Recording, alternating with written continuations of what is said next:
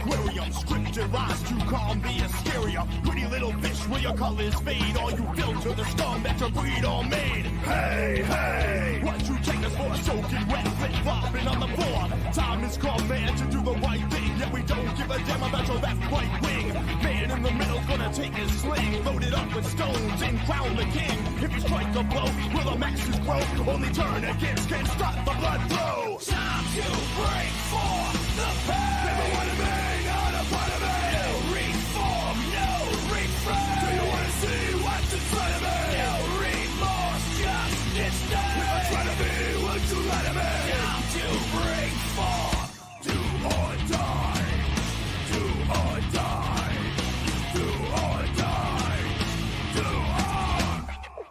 Soldiers line up, civilians fall down. Blood makes chalk lines all over the damn town. Think what we want you to think, little brother. Say what we want you to say to another. You ain't gonna trust, bro, no, you ain't got a clue. Or when you gonna come, or who's bumming you? Pawns and peons and lies and cheats. Who's gonna stop for this government to eat? With your guns, your blades, anything that kills. If we're gonna make a stand, the blood's gotta spill. Kill or be killed, live and may die. Time to stand up, let them know why. Time to break for the pain. Never wanna be not a part of me. No reform, no refrain. Do you wanna see what's inside of me? No remorse, just disdain. If I try to be what you lie to me. Time to break for the pain.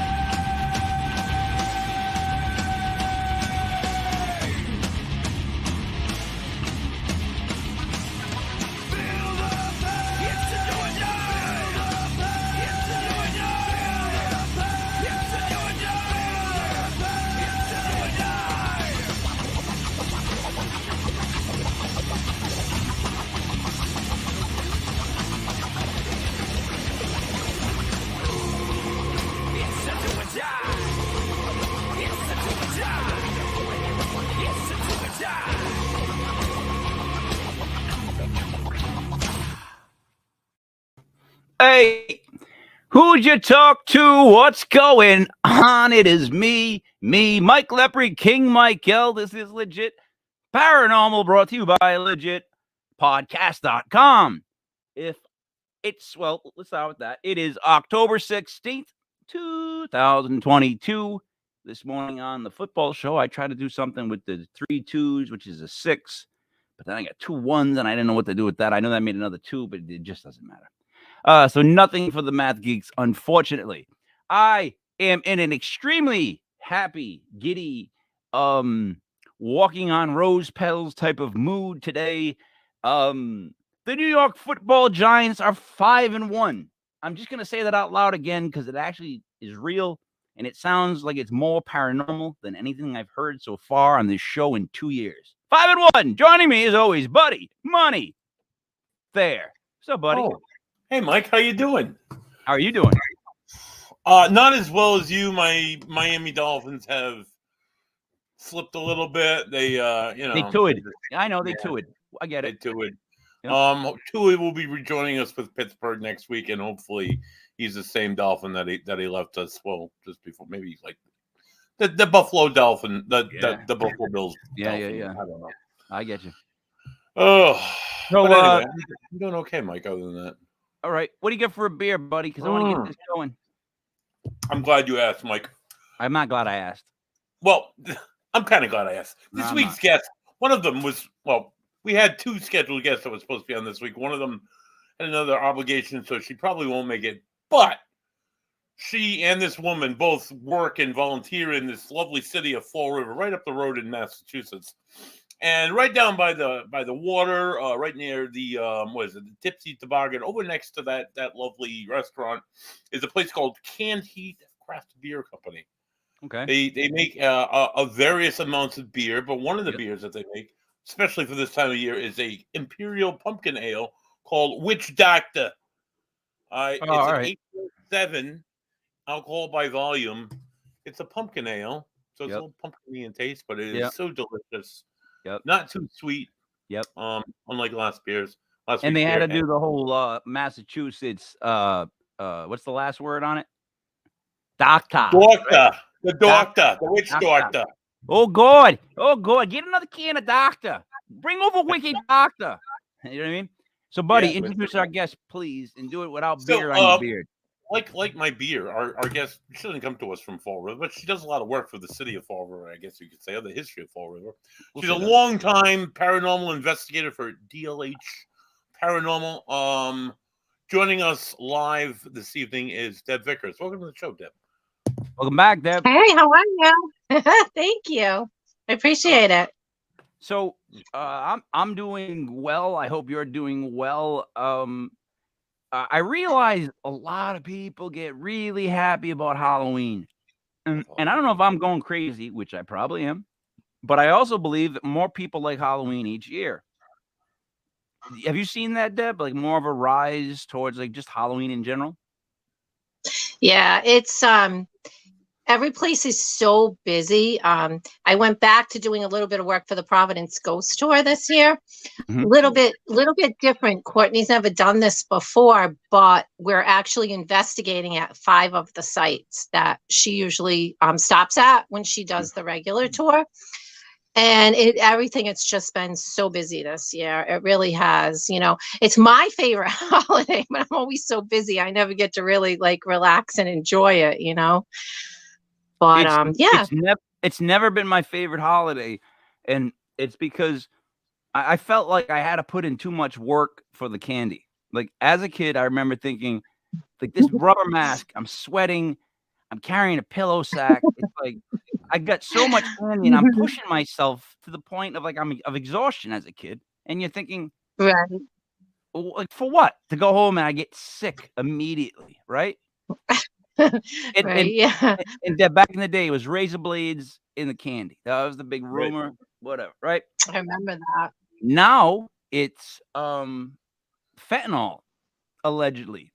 Oh, in wow. the- in the Wow, I candy. haven't heard that. Oh yeah, because that's the That's one that they nice. can say and they don't have to prove, and it just scares everybody. You know, it's like a blanket. Like they just have to say that. We all go, oh no. They don't have to have proof. I haven't seen one thing of proof, but I keep hearing people talk about it. Like it's just one of those things. Maybe it becomes like a Scary. Halloween legend. Yeah. Urban legends, yeah. All right. So when it comes to horror movies, I'll be honest. I was talking to my son today as we were watching the Giants. He's going to be turning 19. Me and him both do not watch horror movies. Just don't. And the thing is, I guess it's because I don't want to get tense. I don't need to be more tense. That's just how I roll. I like the good ones, the old ones, but it's like I don't want to watch the new ones. I don't know if that makes any sense. Like the Exorcist, all that old stuff I love. I'm having a hard time. The classics are the best. Yeah. Yeah, the classics. Where are you for with sure. movies right now? Where are you with the whole horror movies? Do you like where they've gone, or you prefer it kind of more vague from before? Well, I like the classics, but we loved Halloween Ends. We watched it the other night. We have a yeah, like the boys came over, they carved their pumpkins, we had all kinds of food, we watched it. I liked it. I thought it was great. A little sad, you know, that the era is ending, but I enjoyed it. It was really fun. I've heard It was good. a lot of people chatter about it. Like a lot of people have talked about Yeah, it. it was Now, good. It have was you ever good. seen the movie Buried with Ryan Reynolds? Or it's just Ryan Reynolds and a cat? No. No. That movie made me tense. Like the whole movie was him buried alive and all shot in the casket. The whole movie. And it's done so well, but it's so tense.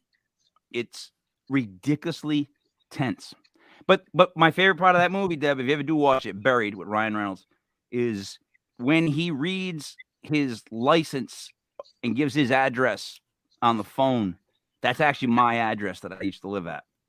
Because the writer of the movie sticks my address in every movie he writes just to bust our cojones. See, if you say it in Spanish, buddy, mix it up. Yeah. All right. So, Deb, I speak for the dumb, I guess, is what I'm trying to get to you. So I asked this. Lizzie Borden. All I know of Lizzie Borden, if I'm going to just play it clean slate, is that I remember the rhyme as a kid that Lizzie Borden gave her mother 40, I think it's 40 whacks. When she saw what she had done, gave her father 41. Now, I only remember that because I like rap music back in the day, and that had just such a great rhythm to it that I would always say it. Right. But I never really understood it. And then I read that she wasn't even convicted. So, as the leader of the dumb, I ask you, please start from the beginning with this. Give us the best explanation of the Lizzie Borden House and like how this event. Okay, so she was acquitted. Her mother and father were both brutally murdered with a hatchet. And the numbers aren't correct in the little song. Mr. Borden had 11 and Mrs. Borden had 19. So she was killed first. Mr. Borden was killed second.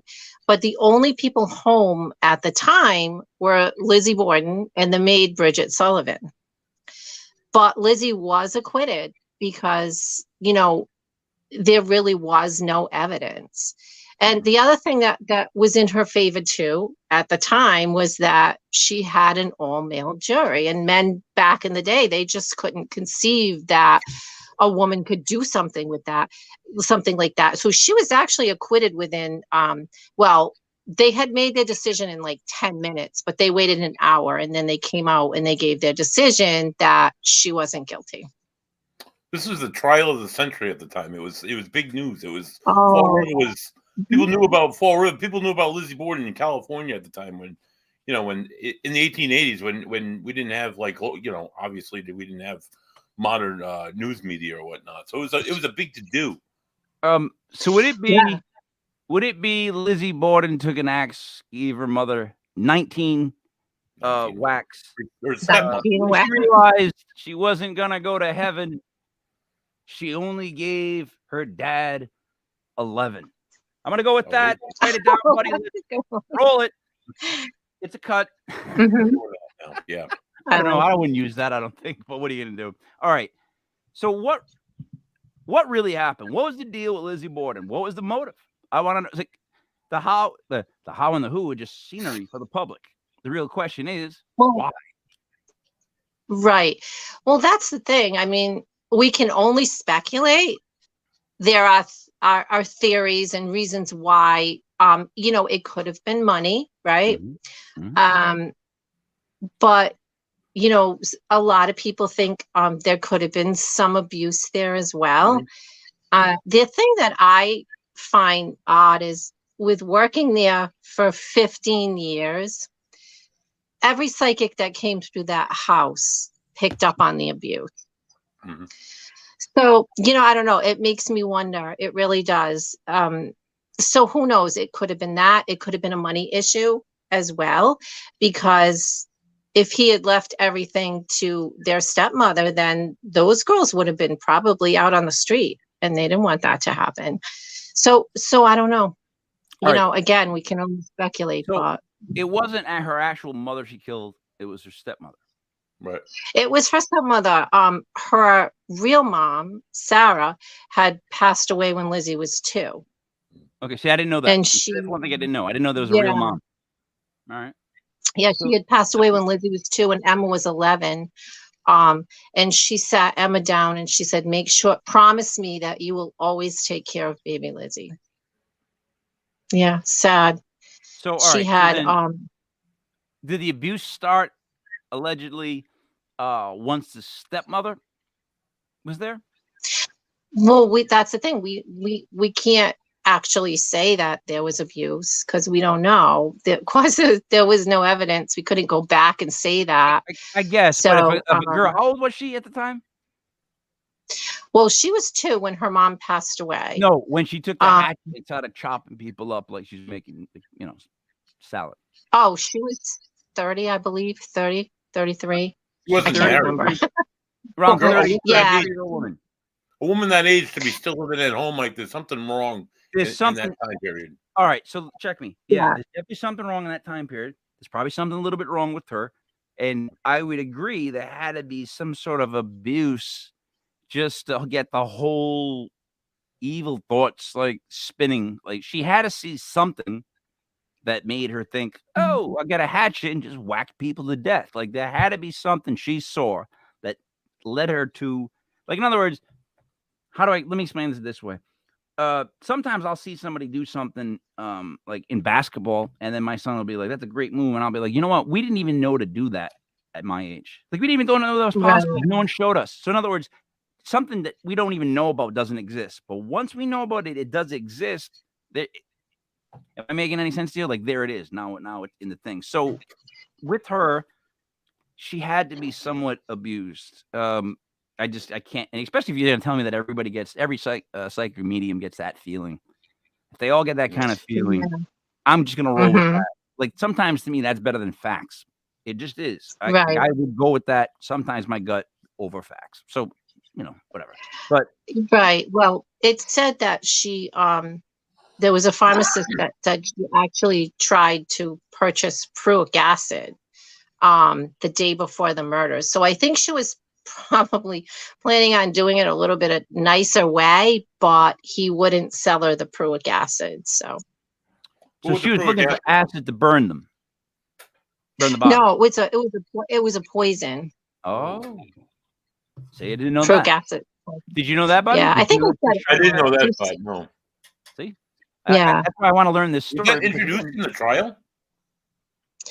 They, I believe he testified in the trial, but the judge overruled it. He said, just because you tried to purchase poison the day before your parents were murdered does not actually prove that you murdered them. So it was right. As dumb as that as a statement, if that is as a judge to make, he's right. Like, but then again, you can say that about anything. You know what I mean? Just because you bought the exact same gun that killed Buddy tomorrow does not mean you killed Buddy. It's like, well, maybe it does. Maybe it does. So, all right, she's a little bit, too old to be living at home. She wants the parents to go on. She knows the stepmom is probably the key to get out of there too, because if she wants to make the money, they both got to go. So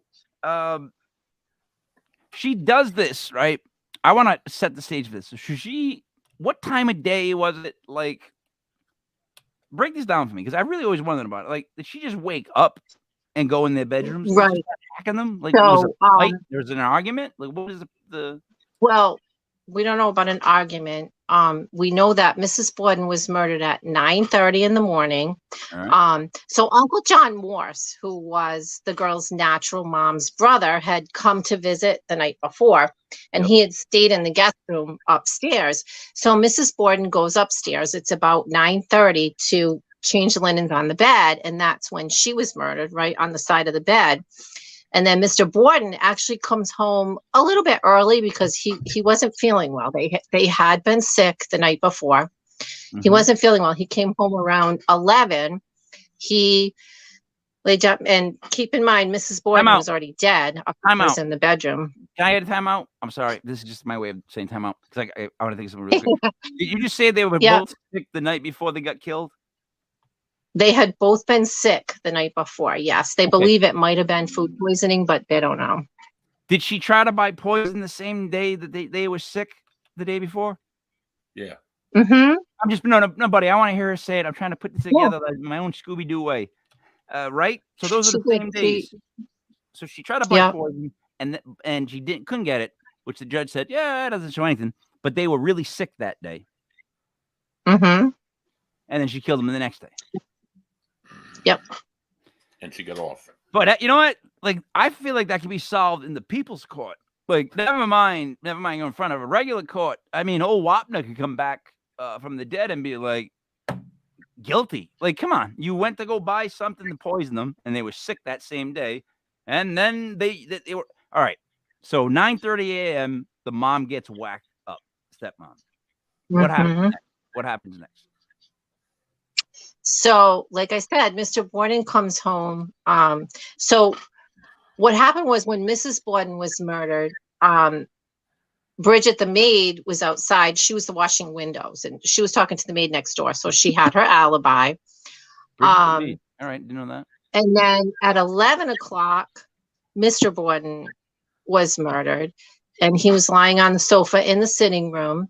And Lizzie claims that she went out to the barn to look for lead to make sinkers, because she did have a fishing trip coming up on Monday. And then she said she stayed out there and she ate some pears, because they used to have pear trees that grew in the backyard. Mm-hmm, and she claims that when she came out, she thought she heard like a strange moan or a groan. And then she went in, and that's when she discovered her father. And she ran to the stairs and yelled for Bridget, Bridget, come quick. Someone's murdered father. And the neighbor from next door had come over and they were in the kitchen. Now, Lizzie had told her father that her stepmother had received a note that day and had gone off to visit a sick friend. But when the ladies were in the kitchen after Mr. Borden was discovered, she said, I think I might have heard her come in. Can you go upstairs and check? So here's poor Bridget and the neighbor from next door, Mrs. Churchill. So they go up the front stairway and they're not even to the top of the stairs. And you look to the left and there's the bedroom. You could see Mrs. Borden like from the other side of the bed, under the bed. So those poor women, that's how Mrs. Borden was discovered. Okay. So now, all right. Let's stop. And Sarah just said, I think it was the maid, which I don't know if she's being serious, if she's trying to make this into a clue game, because then it could really start to get a little confusing. Well, the interesting thing is with Bridget. So when Mr. Borden was murdered, Bridget wasn't really feeling well either. So she had gone upstairs, which the third floor, to her bedroom to lie down. And she claims that she didn't hear anything until Lizzie called her. But, I've spent a lot of time in that house and I've slept in Bridget's room. And when you're in there, you can hear every noise downstairs. Like when the cook is making breakfast, you can hear him clinking the dishes. You can hear the silverware. You can hear the coffee pot. Like you can hear everything. So it's a little hard to believe that she was up there and that she didn't hear something going on down there. So the fact that's that why Bridget, I tell people, yeah. Bridget claims to not have heard anything. Right. That's kind of weird, right? Because, all right, so wait a minute. So if I'm Lizzie, then, right, buddy, you just made the exact sign. I know you are buddy money there, but you're making sense right there. If I'm Bridget or if I'm Lizzie, I become friends with Bridget. Bridget is my confidant, someone that I can tell all my problems because I'm a 30-year-old living at home with my parents. And then we talk about money and we talk about what they're worth. And the next thing you know, Bridget's like, I don't like being a maid. Who does? I mean, even Alice eventually looked like she was disgusted. She should have just went off with Sam. What I'm saying is, I guess, I talk to the maid. I say, hey, here's what we do. I'm going to whack my parents. You're not going to hear a thing. You're going to be my alibi. We'll get the money. And it's like a deal. I'll leave it at a blackjack table. It shows his hands are completely clean and he's out. Does that make any sense to you, Deb? Yeah. I mean, I think that's a good possibility that Bridget did know more than she let on that she knew. And I think she might have helped her to clean up. But she actually, she disappeared for 5 years after the trial. Huh. Yeah. She ended up in Anaconda, Montana and married a man named John Sullivan. They weren't no relation, but, yeah, so it is, I mean, I think it's a possibility. I really do. Wait a minute. So Bridget all of a sudden had the money to move and go. Yeah, she disappeared for 5 years. They think maybe she went back to Ireland.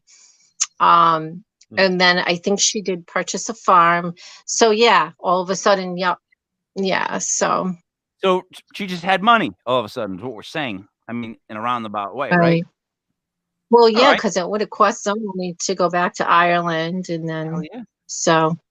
All right, let's get back to Lizzie. So when she did get acquitted, what did she receive as far as any kind of insurance settlements? Well, her and Emma, inherited a large fortune. I mean, he had back in the day, it was like $300,000 to $500,000, which would today be in the millions. So they were very wealthy. So they each inherited half of that small fortune. And she did get it once she was acquitted. Yes, right? She did. And then the maid name, crap, I keep forgetting her name.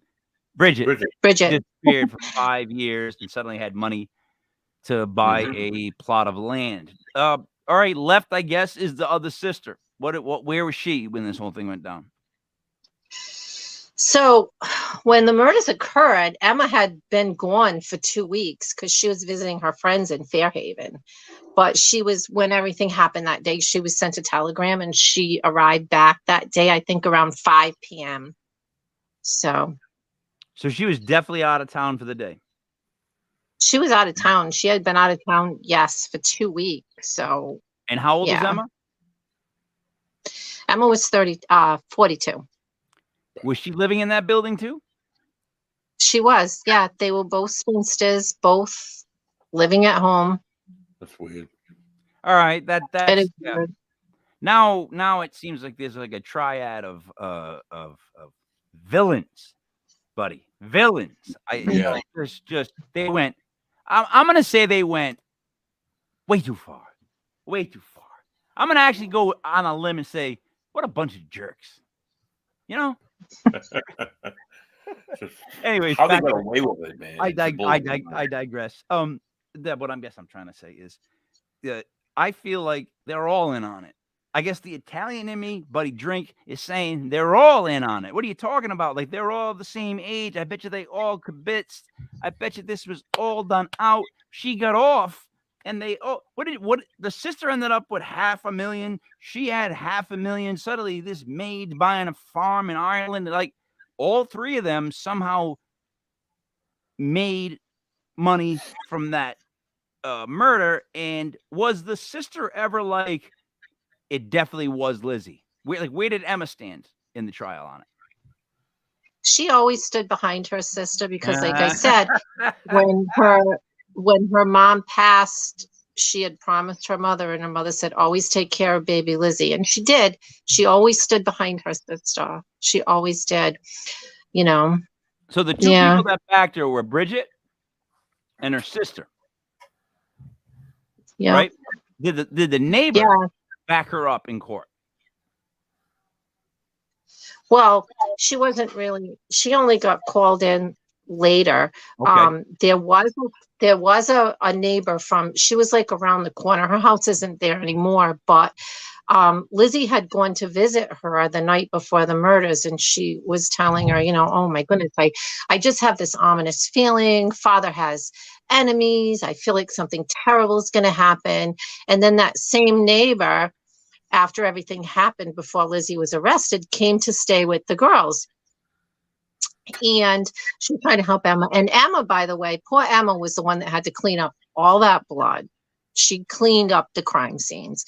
But anyway, so the neighbor came to stay with them, and they were in the kitchen, and Emma was in the sink room, which was kind of off to the side at the time. And Lizzie went into the closet. What's funny, that closet is still there in the kitchen. And she pulled out a dress. She said, this dress, it has paint on it. I'm going to burn it. And Emma said, well, you should rip it up and burn it, right?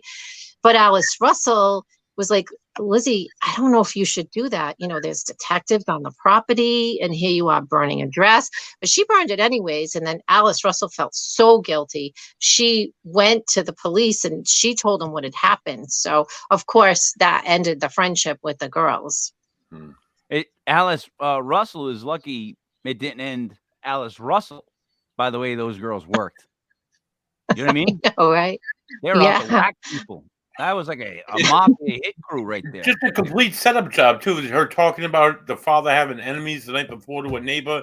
Just like them getting sick the day before. It's like how the court systems completely blew this case is so beyond me. It's such a farce. Well, right. It's funny because they brought her in for an inquest testimony at the police station. But they never allowed them to use that inquest testimony at trial. And she did not want to testify for herself. That was her decision. So she was lucky in that respect. Right. And then there was no evidence. Let me put up what Sarah has written so far. See, Sarah is someone who follows the show, and she's just so much smarter than Buddy and myself that she puts stuff sometimes that it takes me a while to figure out what she means. But she wrote, I think it was the maid, and she wrote this. Then she wrote this. And then they had Maplecroft. They have Maplecroft after the trial. Wait. After. Mm-hmm. Lizzie may have been acquitted by the court of law, but she was seen as guilty in the court of public opinion. I disagree. There are rumors of sexual abuse. Good Lord, buddy, that T-shirt. Back to you, Deb. So what do you make of what she just said? I couldn't read it because the print was too small. All right. She said she probably had a special, quote unquote, relationship with some of the members of the family, talking about the maid. Then she wrote they had Maplecroft. And then she wrote Lizzie may have been acquitted by the court of law, but was seen guilty in the court of public opinion. And then she said, I disagree. There were rumors of sexual abuse. And then she said, good Lord, buddy, that T-shirt.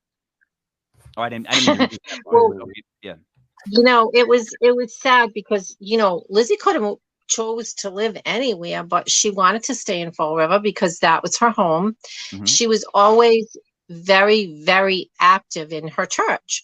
So after she got back, she went to church. Now, back in the day, when you went to church, you would purchase a pew. So that's the pew that you would sit in every week. And she went to sit in her pew, and everyone got as far away from her as they could possibly get. So she never went back to church. And yes, she was ostracized in the community, even though she was acquitted. She was. All right, but Sad. so then I don't know if that's sad. I don't know if it's sad because I want to ask this: who else could it have been? Like, what was if it wasn't her? What did they? Were there any other possibilities? There's so many different theories. Some people seem to think, oh, someone snuck in the house and they murdered Mrs. Borden at 9:30, and then they hid in the closet till Mr. Borden came home. But I don't know. That just doesn't seem feasible to me. Well, what There is a reason? lady as well. Huh? What would be their reasoning, though? What's their why? Like, in other words, Right. I don't like some of my neighbors. I'll give you an example. I don't like the neighbors a couple houses down. Won't say who they are, but I'd really have to have a reason to hide in their closet, like kill the wife, and then just sit in the closet and be like da da da da da da da da. You know what? Like elevator music playing, and then wait for the guy to come home and pop out and whack him. That's like too much work. That would never happen. Right. And that's the thing. And these murders were brutal and they were personal. There's been a lot of people that have looked at it today, a lot of psychologists, and they say, no, that was a very personal murder. It really was. It wasn't a stranger. Like the way it was done. The amount of blows, first of all, 19. Now, when they say a hatchet, what was she actually wielding? What did it look like? If you had to give me an example. Like, Well, they found a handleless hatchet in the basement, and they were thinking that was the murder weapon, but they could never prove that it was a murder weapon. But it did fit in nicely in all the wounds in both of the skulls. So most likely it was that type of like a small hatchet. It wasn't that big. They actually have the handleless hatchet at the Fall River Historical Society. People can go and look at it. So, but yeah, am I gonna guess it's about yay big? Like, I don't know. A regular metal handle. Like small. That big, maybe. Yeah, not that big. So then it's really one of those smaller handles. No offense, but when I was a little kid, those are actually called. We thought those were tomahawks, even though they weren't. But they were just so small with the little handle. Yeah. Yeah. All right. Similar to that, but the you had the picture. That's great. Yeah. They actually did. So they did autopsies on the body, and they tested the stomach contents. There was no poison in the stomachs. But then, so the girls go to bury them. They go to Oak Grove Cemetery. They leave the coffins. And what they did was they took the bodies and they held them in the holding vault. And they did a second autopsy, and they actually cut the heads off the bodies, and they boiled the skin and the flesh away, so that they could use the skulls as evidence in the trial, which really didn't really show anything. But they actually did the autopsies in, like when you go into Oak Grove Cemetery, there's a big gate. And on either side of these little rooms, well, they used to be the ladies' comfort station and the men's comfort station. And I think it was the ladies' one that they went in, and that's where they cut the heads off the bodies. When did this turn into like police academy? Like, what do you I mean? know. What do you mean that's what they did to the bodies for an autopsy? They That's took them in a crazy. room Mhm. and cut off their heads and then melted the skin away so they have the skulls for evidence. Yeah, but they never told the girls about it. The girls didn't know. They were at the trial, and Dr. Draper, who was the Harvard Medical School professor, brought out the skull of Mr. Borden. He allowed the girls to leave the courtroom, but they didn't know. They had no idea that that second autopsy was occurring. But they did take the heads back, and they buried them over the bodies so that at least the heads are back. Wow. That's So disrespectful. That's stupid. That's ridiculous. That's very mhm, Massachusetts, Rhode Island, though. Like, if those were state workers, I get it. Like, people that aren't from that mhm. aren't from around here might not get it, but I get it because back in the day they didn't care. So maybe they just did something stupid. But that's ridiculously stupid by everybody involved. So everybody seems guilty. Like I'll be honest, I don't want to come off as sexist, even though sometimes I do. I just want to say that 3 women in their 30s in that time period kibitzing with what you say is $1 million in their time on the line.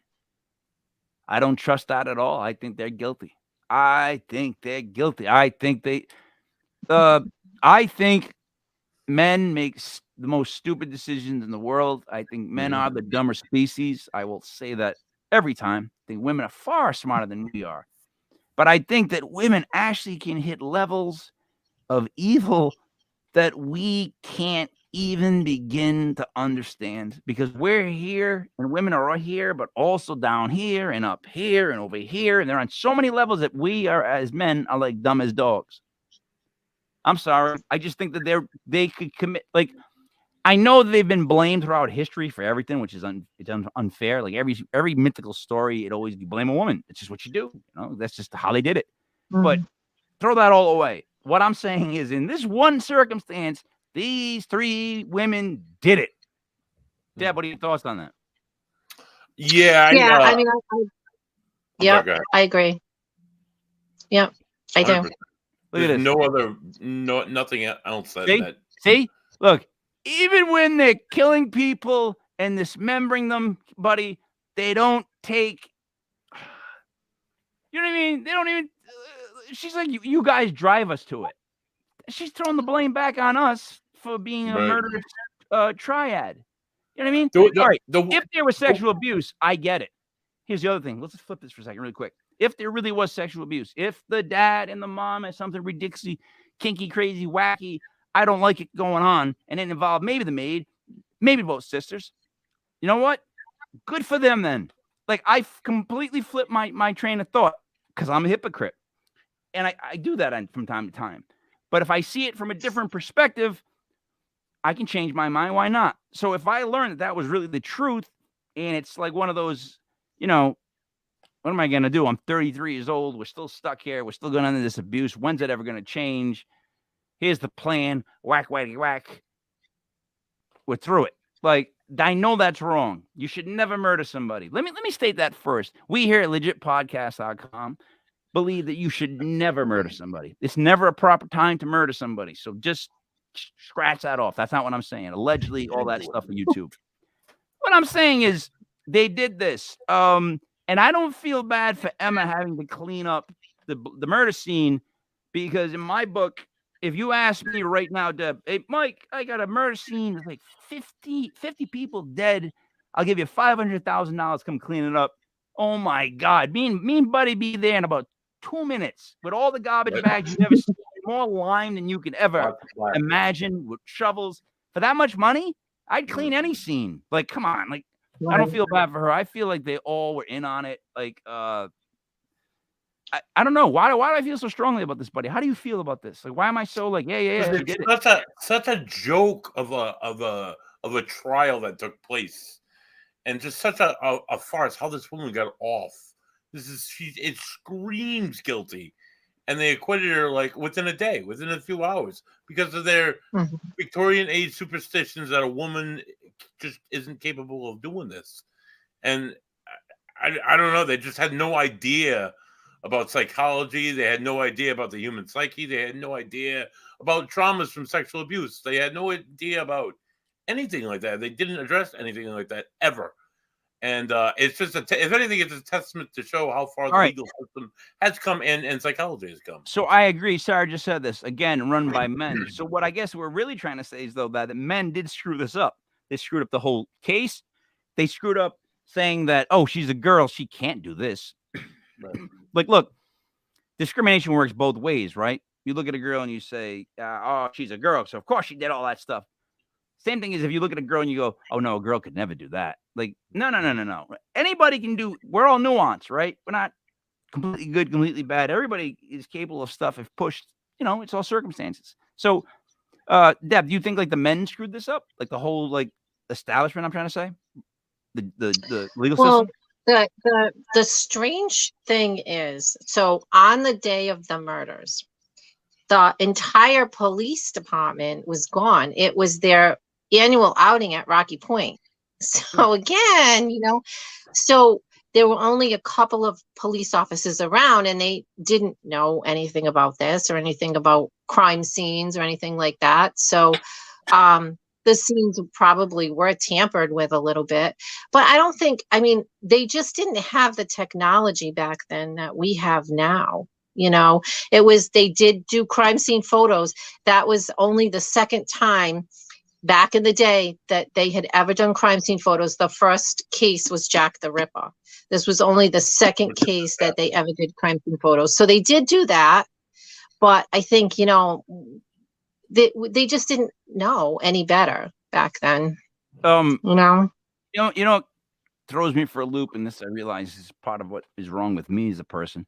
They went to Rocky Point. Now I know what Rocky Point was back then. It was much bigger. There was the big pool, and there was all that stuff that you did. Mm-hmm. But it's weird because I'm listening to this story and I'm completely in it, and then I hear Rocky Point, and all I'm thinking about is the 1 inch of water that's in the bathroom. Like you have to walk, like the Rocky Point bathroom in the men's room always had about 1 inch of water. It was covered with water. Really? Every time I ever went in the bathroom at Rocky Point, it was like what the? Why is there water on the floor all the time? Yeah. And then we would jump off the thing that went across the, what's it called? The one thing you said. Yeah, you remember you jump off on the? Would you ever jump off on the wall and climb down? Did you do it, Deb? No. There was a guy. There was a guy killed up there, right? No, murdered up in the well, what happened was he was up there trying to fix it, and somebody turned it on, and he was crushed. Ooh, I don't know. There's video of it. If you watch the Tales of Rocky Point, they actually have they found all of the old footage in one of the buildings, and they saved it, and it's got the footage of that night and them taking the guy away. Oof. Yeah.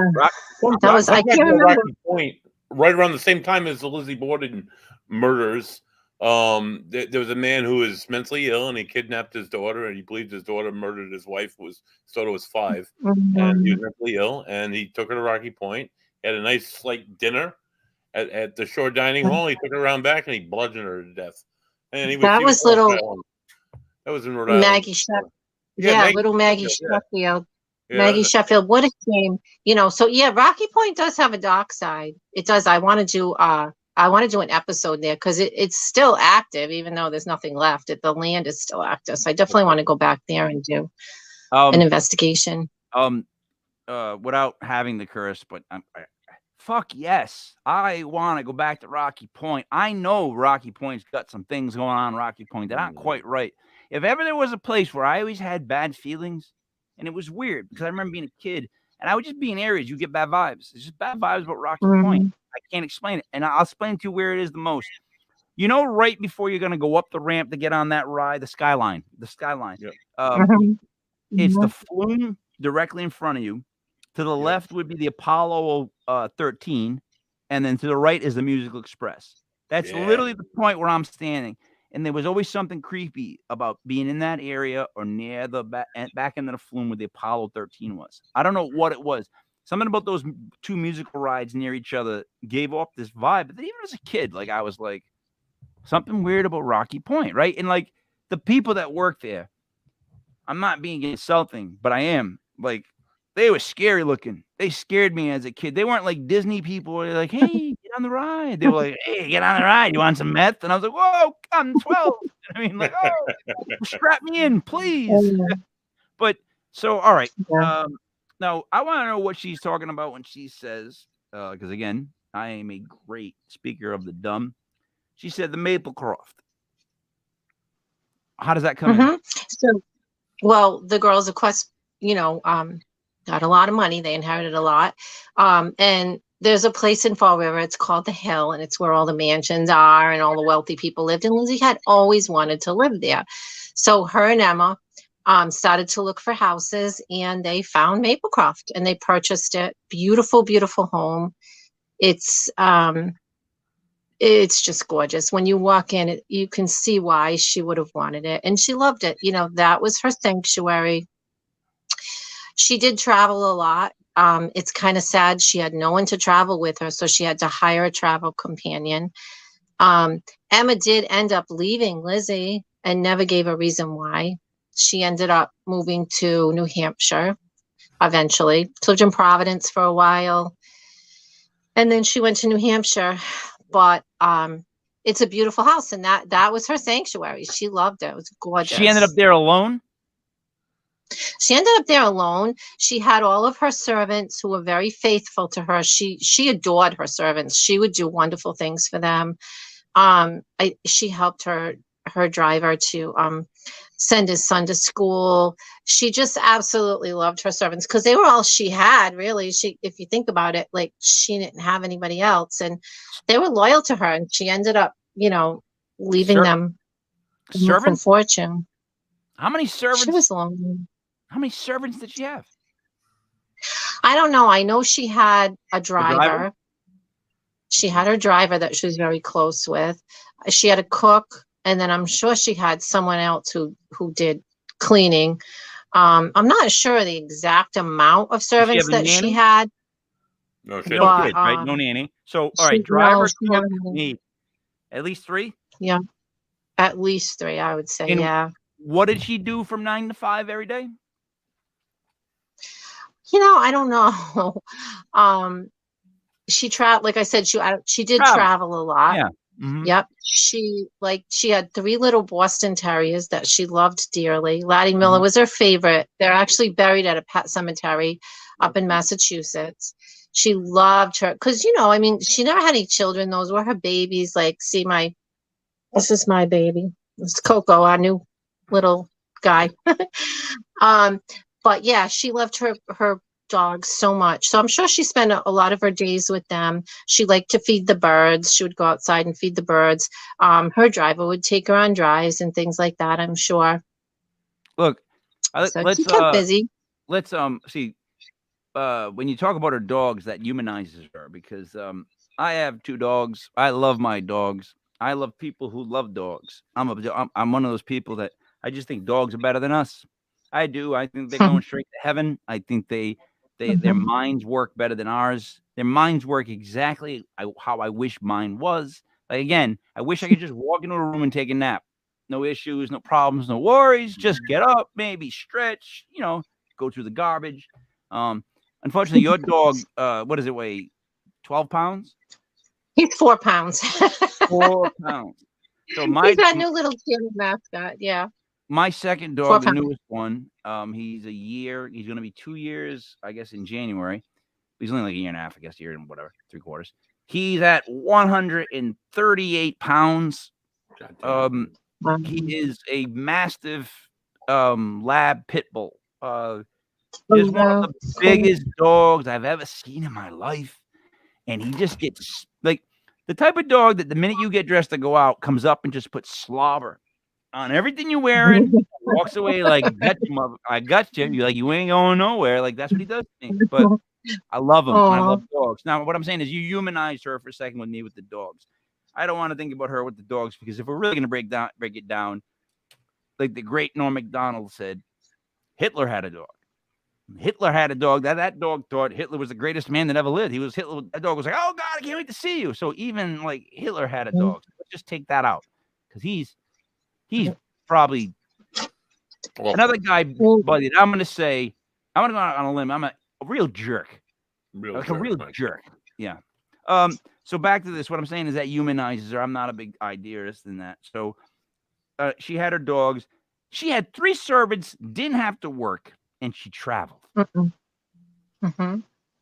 That's her life post chopping up these parents, having your sister leave, the maid goes to wherever.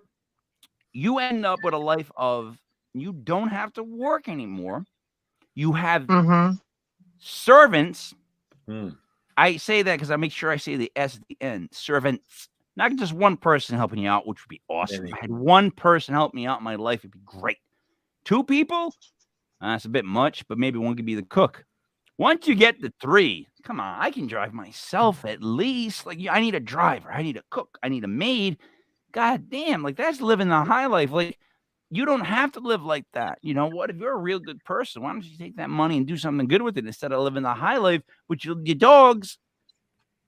Mike, she's not a really good person, though, dude. Nobody. That's what I'm getting at. That's what I'm getting at. Well, when she passed, she left a huge part of her fortune to the Fall River Animal Rescue League. So they still actually have a plaque up with her name on it there. And it was nice because they were able to do so much more. They were even able to help some of the working horses who had problems with their feet. So, you know, she left a good amount of her fortune to them. So, I always think about that, right? And I got to be honest. I feel like when people have a bunch of money and they leave it to like animals, I almost feel like that's a way of like a cop out. Like I can't explain it. It's like a selfish thing to do. It's like a token symbol. It's like it's just not real to me because, in other words, I'm dying. I get no family. My whole family's gone. It's just me. And I'm dying, and I get like $1 billion. The minute someone says, "Like, what do you want to do with that money when you pass?" I'd be like, if I got nobody left, you give it to St. Jude's, or you give it to any of the kids that are dealing with cancer, or anything like that. You start with kids, and you work your way up. That's it. Even all that money, the animal thing, I get it. Like, I'm such an animal person. Like, I love animals. So I say that from that perspective. But still, I say, what do you mean you're going to leave all that money to animals? That shows that you're really not, like, you don't really know what life is. You just don't. You're not tuned into real life. Like, she had her dog, love with her servants, and then left all this money to animals. Buddy, you get what I'm saying on all this? Yeah, it's a very non-human approach. Out of all the Red Cross was big back then. She could have donated to them. All the orphanages, all the poor children. And she chose animals. Well, whatever. Now, Sarah's saying, like, with all the social shunning and taunting, I can see why she would. I disagree. Me personally, I know that when someone comes at you, your character, the best thing to do is just be who you are and do the right thing.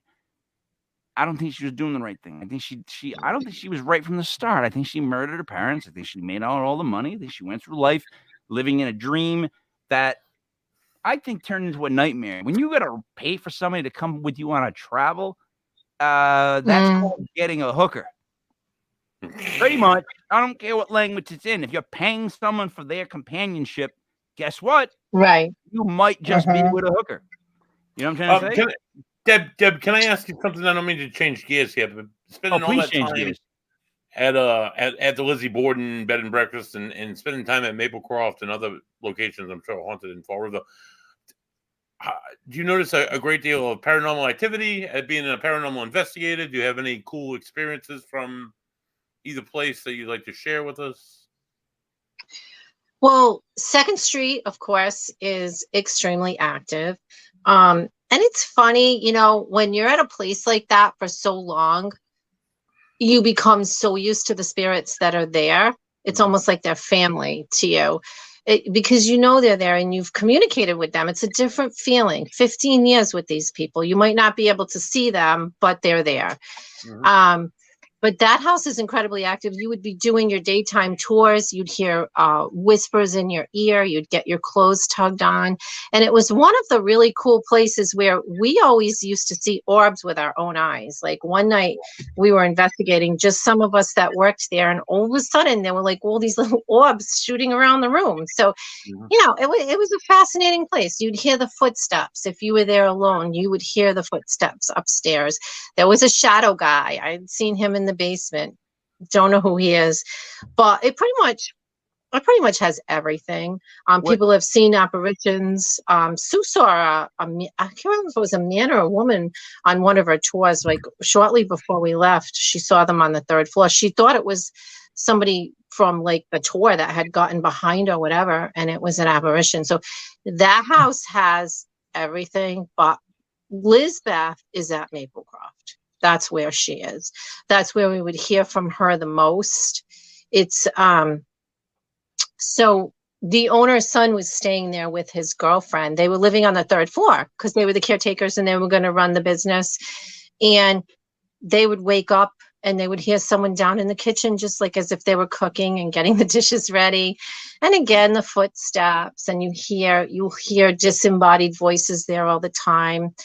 You'll hear a woman giggle that I think is Lizbeth.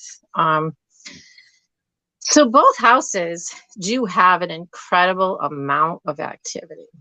So I will say. Let me just throw this in because Sarah just said something she used a bigger word to explain it, but this is exactly what I was thinking because I was writing it down.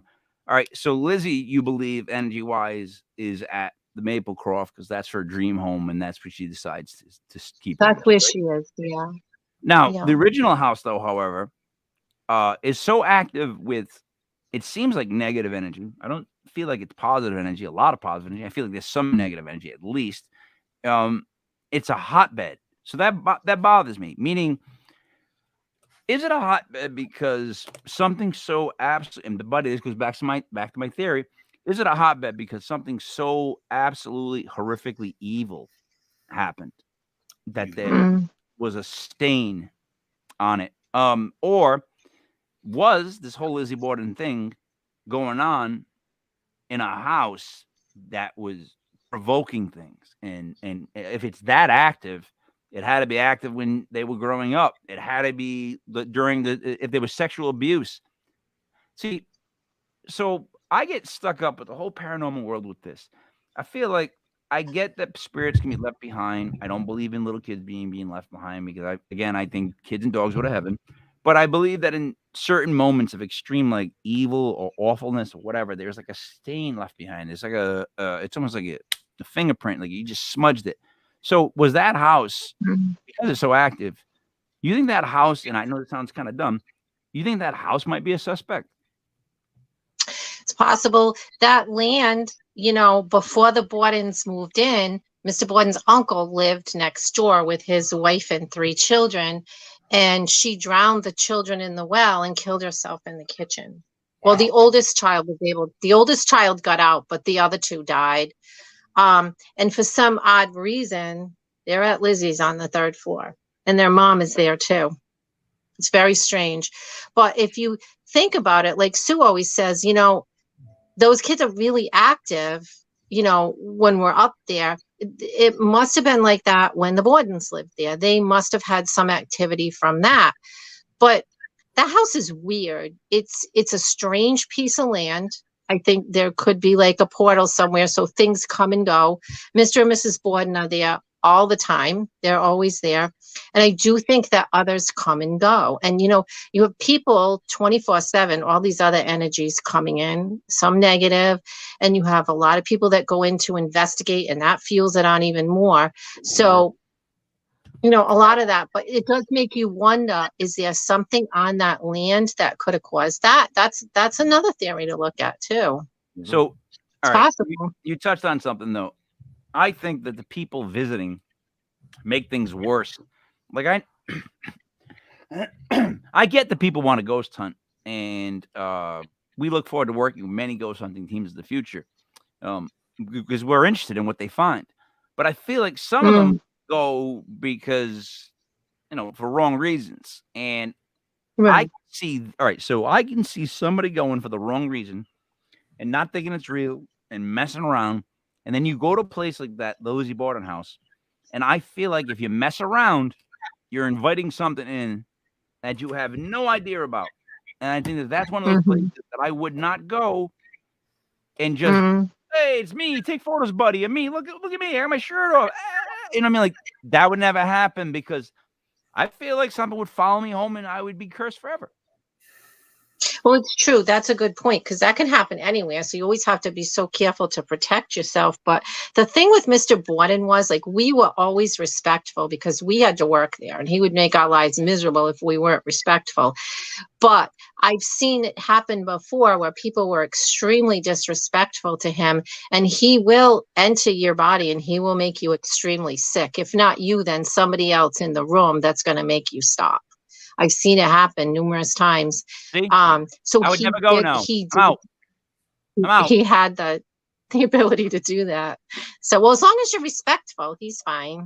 No, I will be respectful. But the fact you just said that he can make people sick, buddy, I'm out. No, thank you. Like, I don't want to be sick by the Let me explain something to you. If my daughter came back from Bryant and my son say he went and I don't know, he did something proactive. They're twins. I doubt he would. He's 18, 19. They don't do anything proactive. Say he just moved somewhere. My daughter came home and she just chopped me and the wife up to bits, right? Up in the little cubes. Maybe she needed more money for Bryant. She needed a better dorm. I don't care. Whatever it is, her reason is, right? I would not want people to come in my house and take a tour where my daughter hacked me up into pieces. No matter the reasoning, like I would be that guy, like, what the? You're gonna make this into a tour? You're touring around where I got killed? Like for some reason, I don't know why that person wouldn't be angry. And I'm not saying it's being made a mockery. That's a totally different thing.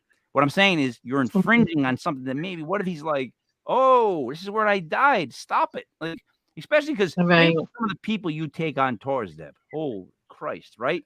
Like. People, he must be like, what are you doing to me? Why is that guy in my house where I got hacked up by my kid? I don't want that guy here taking dumb photos and posting them on, his TikTok. Right. We would always try to, like I said, I know it's difficult, but we always try to explain to them that in order to be able to keep their home and not have to have something happen to their home, because it was at one time almost taken down for a parking lot. I kid you not. But we always would explain to them to be able to keep your home, this is what we need to do. And people are interested in your history and they want to come through and they want to see everything. So they did seem to understand that, like you talk to them, you have to talk to them like you would anybody else. I don't see anything wrong with it. I'm saying I feel like you're tempting, you're messing with stuff, you're inviting something bad. I'm just being honest. That would make me nervous to be in some place like that because I feel like I'm inviting something bad to happen. Right. Yeah, and it could. It very well could. You have to be so did it careful. Affect you working there? Like, what's the drain on you? Well, it didn't. You know what? It didn't affect me because I only worked there part-time. So I would work some evenings and then like weekends and things like that. So, but it's the kind of place that if you spent too much time there, it wouldn't be healthy for you. It wouldn't. And they've tested like radon and all that other dumb stuff. Like there's nothing that's like a gas leaking in the area. It's just a feeling people get after a while of being in the actual building. Yeah. It's ominous. Buddy, what do you think of all this? I mean, come on. Honestly, Mike, I've as a paranormal investigator, I've never investigated the Lizzie Borden bed and breakfast. But when it first opened, I remember reading about it in the paper, and I was like 12 or 13 years old, and I was intrigued, and I wanted to go and see it. So I went with my parents, and we took a tour. And I saw, the couch where he was murdered on and the bedroom. None of that felt weird. The weirdest part of the weirdest I felt in that entire building was the maid's room upstairs. It was the third floor. For one reason or another, it just made me really super anxious. And I just had at that point, I was ready to leave. I'm like, all right, we're good. Yeah, we're done. This is done. The door's over, right? Yep, we're done. Okay. And I was ready to go. Right. But I don't know. I've heard from hundreds of people who have investigated there. Some of them have had unbelievable investigations, and others it's been completely quiet. So it's a place that's been on my radar because there's such a variance of activity there reported in the last few decades. Basically, you're saying for Halloween, if you're into that kind of thing, this is a place to go there. to. Yes, you can sleep in that bed right next to where she was murdered. So I mean, that's. I mean, Deb, is that what we're saying? Like all these Halloween guys and gals that love this ghost hunting stuff. This is a great place to go for Halloween. This has a lot of history to it. There's a lot of like really wacky stuff that I don't believe in. I'm not believing in the sense of like that it's fake. I believe in that she killed these people. Like I don't believe in her, I guess is what I'm saying. I think there's a lot of tomfoolery, buddy. And again, I'm gonna go out on a ledge. I'm gonna claim that all three of those women were jerks. Real jerks. I don't approve of what they did. I don't approve of what they did. Can I say that again? I don't approve of murder. All right, Deb. So I'm a huge Lizzie fan. So. All right. I love Lizzie. I'm just attached to her after all of these years. Did she change when she went to the new house? Like, in other words, was she a new person? Did she act differently? Did she act like there was no negativity on her? Like, did it stay back at the house and Lizzie became a new person at the new house? That's what I want to know. Well, she did try to, she changed her name. So she was kind of trying to change her identity a little bit, which I don't blame her. So she named herself Lizbeth. And then she would call herself Lizbeth of Maplecroft. And that was the other thing. They named their house. No one on the hill really named their houses, but they would do that in Newport. And she liked that. So she named her house. And then she renamed herself Lizbeth of Maplecroft. So why did she was reinventing herself. What's the significance of Maplecroft? The maple trees out in the yard. That's not very that's not, she wasn't really thinking outside the box. That's one of those people that just looks in front of them and sees what they see and they just name stuff after it. You know what I mean? I'm gonna name my dog like microphone, like just do that kind of stuff. I don't like Lizzie. I don't like her. I gotta be honest, I don't like her.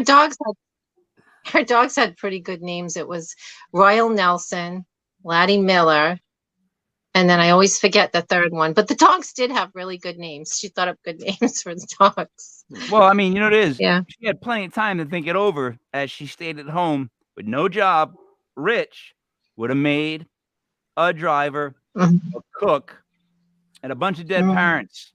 This woman seems like she redirects blame on everything. She seems like she tries to come out looking like she's good, and it's insincere again with the donations and the money. Like, I don't know. I'm being honest. Like, I don't know why I'm being so defensive here, but I feel like I'm going to court with Miss Borden, Miss Beth, and she's full of shit. And I think the other two are full of shit. I think the three of them are full of shit. And it's weird because if I went now to the Maplecroft, what would I do? I mean, I don't lie when it comes to stuff like that. So what would I do? Would I have to stand in that room and be like, I don't mean to be disrespectful being in your house, but I think you're full of shit. I think you did everything that you said you did. I think you're a liar. That might not go too well in that house. No, we were always very respectful of her in her home because of the fact that, that was her sanctuary. That was her home. But you never brought it up. And we always made sure, because Sue and I used to run the ghost hunts that they would have there. And we always told everybody, she doesn't want us to talk about 2nd Street. There's other questions that you can ask her, but when we're at this house, we do not talk about that. Because it was upsetting for her. And here we are invading her home, So you want to be respectful. Well, anyway, you go. Buddy, what do you think? Be respectful. Buddy, what do you buy that? Come on, help me out. Because I feel like as an investigator, if I knew I was speaking to Lizzie Borden, I would want to ask her, "Did you do it?" I would just a simple question. I would. No. I wouldn't even ask that. I wouldn't even ask it. Why would I ask that? I would say to her, "I kind of have an idea why you did it. Why did you never come forward? Or why did you never leave evidence behind to admit it? Like, wouldn't you have felt better if you got it off your chest?" Like, I'd never even say it like that, buddy, because I'm already assuming she did it. So I'm going to propose it to her. You did not. What does it matter? Why did you not get it off your chest? Wouldn't you have felt better to apologize or whatever and leave that behind. Like, or just justify it. Just justify your actions. If yes, anything. give us a reason, right, Deb? Like, just tell us why. If you gave us a why, it would have changed a lot of things, I think. Or no, I wish I knew. I wish I could know 100% why. You know, I can only make conjectures just from all the time that I spent there and everything that I saw and I heard. All right, but I can't be 100%. I wish I could be.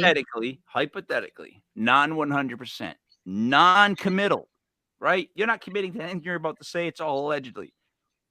What do you think happened? Oh, I think she did it.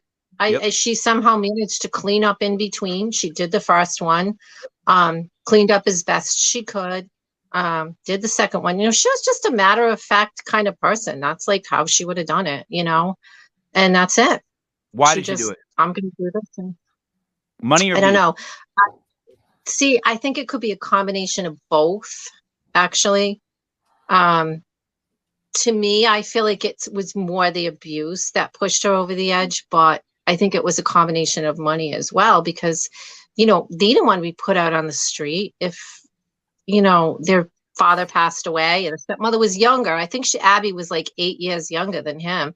So if he had passed first, you know, I think they knew Abby would have put them out on the street, because there was, so 5 years before the murders, Abby had her half-sister and she was about to be evicted from her home. So Mr. Borden purchased the property, deeded it to her, and she let her half-sister live there rent-free. Girls found out from other people about that and they were furious. And it was after that that Lizzie stopped calling her mother and started to call her Abby. So she was angry about that.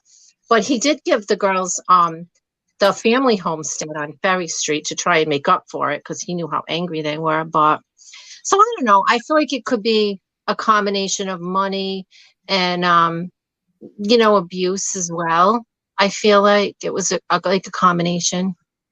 All right. If there was abuse, so these three females, the two sisters and Bridget, had something in common, okay, other than just age.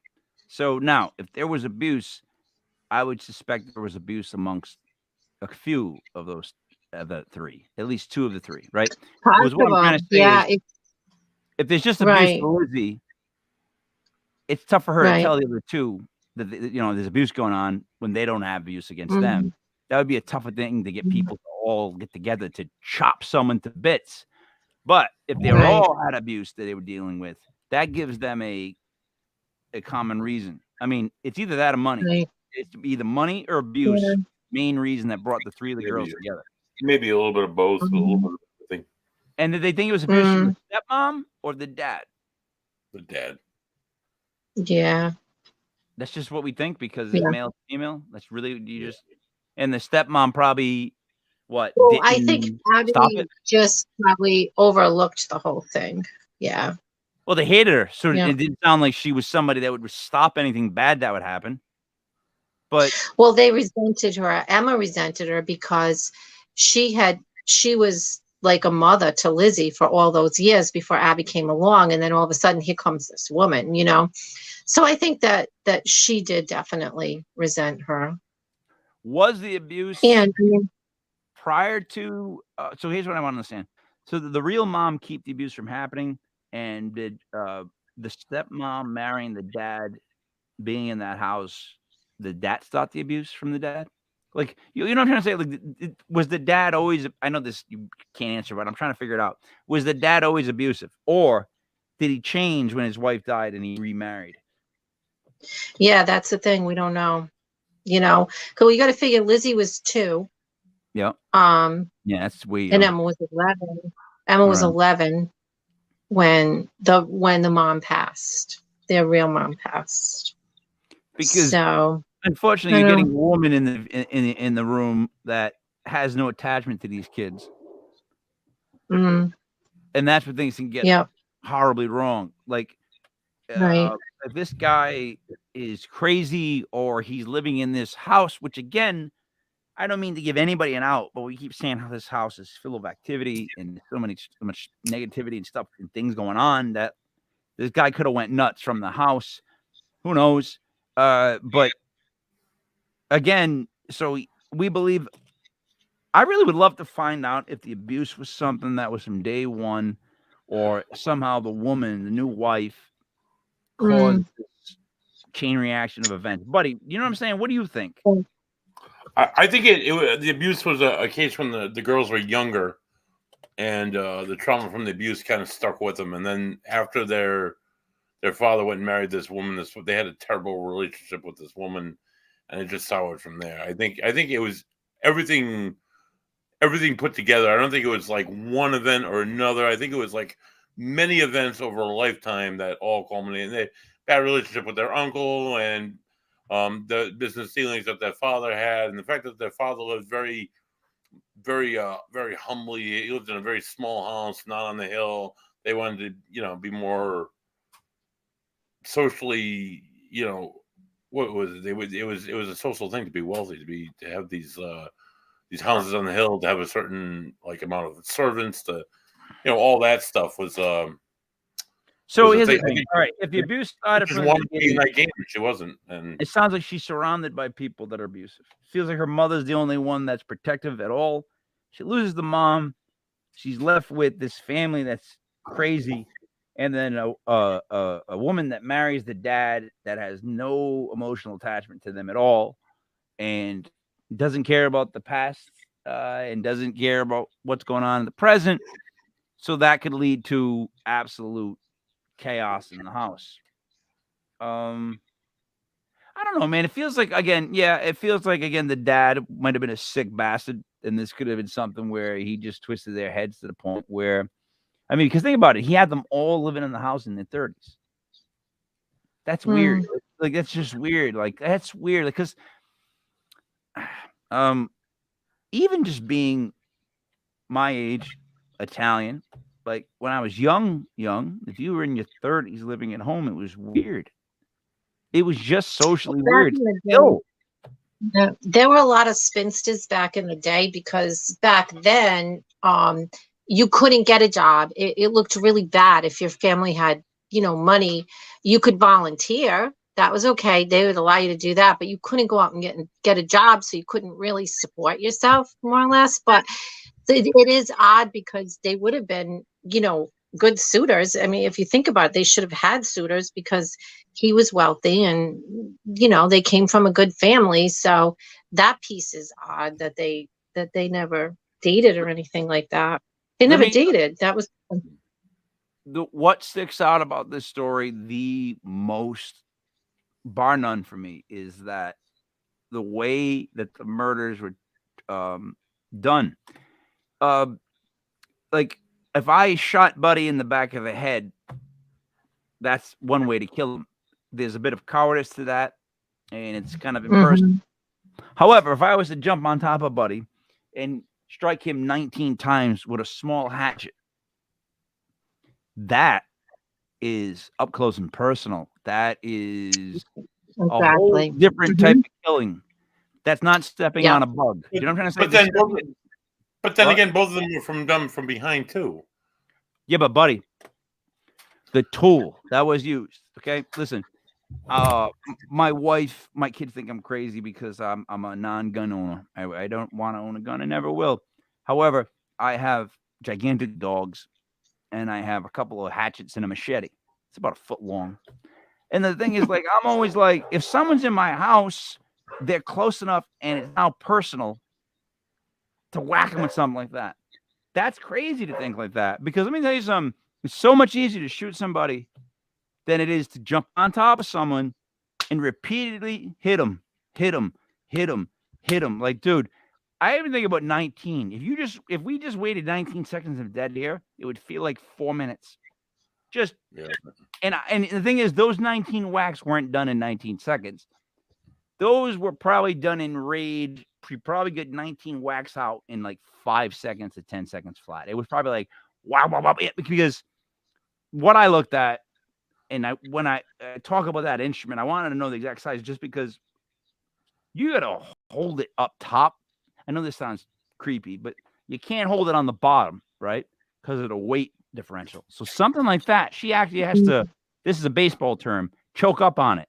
meaning slide her hand up on it so she has a better weight. The closer her hand is to the blade, more control she has. So she has to hold her hand all the way up to the blade. You know how personal this is now? It's like holding it right there. It's bang, bang, bang, bang. It's not like a big hatchet that it's like this. It's like she has to be on top of the dude. The whole thing scares me because of the way it was done. And it was like, if it was constant, like she was being abused, whatnot, I get it. But there's something about that it's like there was such rage that day. That day, you don't just go, all right, I'm going to kill somebody. And you run in the room and you're like, that good. Like, that seems like somebody lost it. They snapped. That's what those attacks look like when I look back on the chop. It doesn't look like that was it looked like it was pre-planned, the whole thing. But the actual killing did not look pre-planned. It almost looked like, all of a sudden, I got to do it now. Right? Like, that's creepy. And you never asked for that? Or you never got the vibe of her that she's that type of person you can't trust? Like, I mean, seriously, you're at the other house. She's always just gracious in that new house. She's never gives you feeling like you can't trust this woman because she murdered her parents. Yeah, like really up close. No? No. I always like Lizzie. See? It's got a good relationship with her. I don't blame you for not liking her. If you know, that's the thing. What's weird is in this paranormal world, you know her on a level that we don't. Right? So you have a certain feeling for her. Me and Buddy are going by evidence. Right? Right. And by the evidence, I think she did it. I think maybe she had her reasonings, but you can't. That's not the solution. Like that's not the answer. For the record, gentlemen and ladies, anybody listen to Legit Paranormal podcast on the 3 channels we're on Rumble, wherever we're being broadcast. Murder is not the answer to any life problem. And we will all go on record, Deb, Buddy, and myself, as saying that anyone that commits murder is a real jerk. Just like a jerk, you know? So, Deb, I digress. This sounds like a great place to go for Halloween, though. Both places. Like, it really just does. There's so much. Like, the story is so deep. Like, I love stories that are deep. Like, some places, they're based on, like, one thing. And it's like, it's not even that much of a story. But the Lizzie Borden House can be debated, which is awesome. I can actually argue it from both sides if I had to, right? Because there's so much information. You can twist this in any way you want, right? It's almost a game of Clue. But I think because I'm from the area, I really believe, like, I am from this area of New England. And I kind of know how people are. And from everything I heard, especially hearing it kind of fresh, guilty as charged. I think all 3 did it. I think that's a wrap. I really do. Maybe she changed when she went to this new house and she's a nicer person. Like, look, no one should be. I don't want to see anybody in hell, even someone that chops up their parents. I would like it for them to come to a point where they atone or whatever and get to move on. I think everybody should have a chance for atonement. Everyone. That's how I am. Because no one deserves hell forever. You know, maybe the guy we talked about with the dog earlier, you know, that guy maybe. Other than that, most people shouldn't go to hell forever. So I get she changed. Maybe she did. But I feel like at that house, the evil is still there. Like, the evil is still in the Lizzie Borden house. There's still something in that house that just ain't right.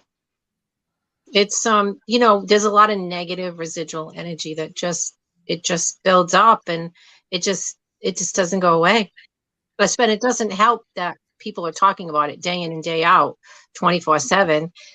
That just keeps it there, more or less. That's what. The tour. So I was in the music business for a while, and I had someone say to me, "You know what immortality really is? Like living forever. It's doing something where." If your name is mentioned, you live. Like, you're actually alive when your name is mentioned moving forward. Like, you leave that residual. It was just, obviously this guy was stoned and we're in the green room and he's telling me all these like musicianal hippie type theories, and he's just like, it's just how it is. And I'm like, I'm listening to him because like I'm like, yeah, it's how it is. And I kind of agreed with him. There's just something about like the vibe of places, and that house has way too much negative energy in that house for me to want to go sleep over. I don't know if I sleep over now at the Lizzie Borden House officially. Like I'm a little scared of that house. I might stay at the other house because I really want to find out her personal life. Because why do I feel like she almost was like a female version of like Hugh Hefner at that house? Like, why do I feel like that house was of decadence? Like, I got bad feelings about the house that she bought, that Maplecroft. I don't think she just stayed there with her, you know what I mean? Living, like, look, she's bored. The devil's, it's idle hands. You didn't tell me she just travels and she hires travel partners. Right there, Well, I'm already thinking they're like, escort. She ended up, she always loved the theater. And because she left the church, she ended up going back to the theater. And, she made friends with this actress named Nance O'Neill. They became very good friends. And so she started to have a lot of parties and things. She would have parties at Maplecroft. Lance owned this beautiful property and somewhere in Mass. I can't remember where it was. And her and Lizzie one time had a party there that lasted like 5 days. So I'm like, oh my God. Yeah. But she would have parties at Maplecroft as well and have like her theater friends over and things like that. So, buddy, what does this all sound like to you? She got rich quick, and she's partying like a rock star, dude. Living a decadent lifestyle. She lived a decade. I'm gonna go on a limb. I'm not gonna call her a jerk. I'm gonna say she lived a decadent lifestyle. Completely. It's just how I feel. All right, Deb, what would you like to say before we wrap it up? We've kept you long enough. This has been a fantastic show. I've actually finally now learned about it correctly without just the nursery rhyme, and I actually made my own nursery rhyme. Now I'm very excited. So anything like that? Yeah, anything? I love Lizzie. I'll always be a Lizzie fan. I know you don't agree with me, but I'm attached to Lizzie. And check out our YouTube channel. We actually have on that. So we just changed our name to Soul Sisters Paranormal Investigations. But if you're interested in 2nd Street and Maplecroft, we have 2 episodes. One's for Maplecroft, we did a big investigation, and we did one at Lizzie's right before it was sold. Just me and Sue going through the house, doing our thing. So those are kind of interesting episodes if people are interested in the house. We have another one. We talk about the autopsies and stuff like that. So the history. Deb, this whole time, Buddy and me have had in my head, hey, sister, soul sister. Yes, you came up. I know for a fact that's what Buddy's thinking because we were doing the exact same dance. It was the hey, sister, great song, right, Buddy? That's what you're dancing to, right? That's exactly what I was going with, Mike. Yeah, no music needed. That song is that good. It's all in my head. Yep. Buddy, anything you want to add before we leave? Yeah, Deb, I just want to thank you for coming on the show. It's always fun to hear the history. It's not always about what the paranormal. It's not always about the ghosts and the goblins and the demons. It's about the history and the actual facts that go behind these fantastic locations. If you haven't gotten enough of us here this Sunday on Legit Paranormal, join us next Sunday. We'll be hosting. He's the founder of. What's this? The ghost stories of Block Island. Isaac. Rick Isaac is joining us. He's a fantastic guy, and we have a lot of connections from my own investigations on Block Island and his. So we're gonna tune in for some really good stuff from Block Island. I got a lot of stuff that's been in my library forever, and I might unleash some of it next Sunday. And my connection with Rick Isaac is bizarre to begin with, to say the least. Like the history that he doesn't know that I have within his family is incredible. I'm the only wedding that Dave Isaac took his hat off for. I actually saw Dave Isaac without his hat. I'm the only one ever.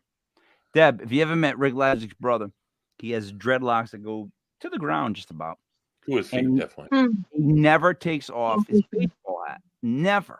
like ever. Like when he's in a band, I was in a band with him. He was in different bands, but you never in your life did you see him with his hat off. But at my wedding, he was actually told that he had to take his hat off, and he did. And I saw the top of his head, and it was like the most bizarre thing I've ever seen in my life, right? Because like I never seen the top of his head. I don't know, I'm stupid most, but I was very excited. Buddy, thank you. Deb, fantastic show. Can't believe your dog is so well behaved. I would love to trade it in for Kobe because the minute he comes down here, I'm gonna get his head on my lap. I always love hearing about the Lizzie Borden stuff when I hear about it from the beginning, because what I was saying to Buddy before the show is a lot of times we get on a guest or I watch their past podcast, they start in the middle of the conversation. Like in other words, people act like they've already known about the story, so they just start in the middle, and it's like, but I'm a little dumb when it comes to paranormal. Like I didn't keep up. So I want to know the beginning of stuff. Like, and I would think that most people would want the beginning of stuff too, so we can all catch up. So I appreciate you walking us through it, buddy. Mike, if you find yourself down on 2nd Street in Fall River visiting the Lizzie Borden House, take a quick 0.8 of a mile hike down towards the river, and you'll run into the beautiful Canned Heat Brewery. They have a lovely selection of beers. I had a nice I had a nice flight there yesterday, and bought these lovely cans of. All right, you're making me mad because I keep telling you that all you have to do is tell one of these breweries to make legit paranormal brew, when we'll sell it on Block Island. I'm getting that, Mike. We'll sell it in all the bars, and we'll have our own beer. And then, buddy, we have made it.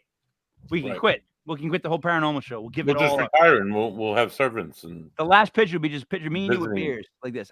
Visiting partners. And stuff. Joy Paranormal can be a servant. Deb, I'm sorry. We start to yammer and get a little drunk. I had a lot of fun. You're a great guest to have on. You're like a wealth of information on a topic that a lot of people in the whole country are so really interested in. And it's so weird to hear a perspective from somebody in the middle of the hurricane. Like you've been at ground zero for 15 years. Like that's incredible for something like that. It really is. Like, I hope you haven't had a lot of nightmares. It hasn't caused you a lot of negativity, because I worry about things like that. I just do. I worry about everybody who goes to places like that. But I'm glad you like Lizzie. How about that? Even though I think she did it. So for Deb Vickers, for Buddy Money there, it is me, Mike Lepre, King Michael. This was Legit Paranormal on 10/16/2022 from legitpodcast.com. Tomorrow night we have on at 8:00 Legit Paranormal Vacation Planners, where we attempt to book you into hotels or motels that have either paranormal events or horrific murders. Why do we pick those locations to try to book you in? Because we're not a very good business. No. Join us tomorrow, and thank you so much. We are done. By the way,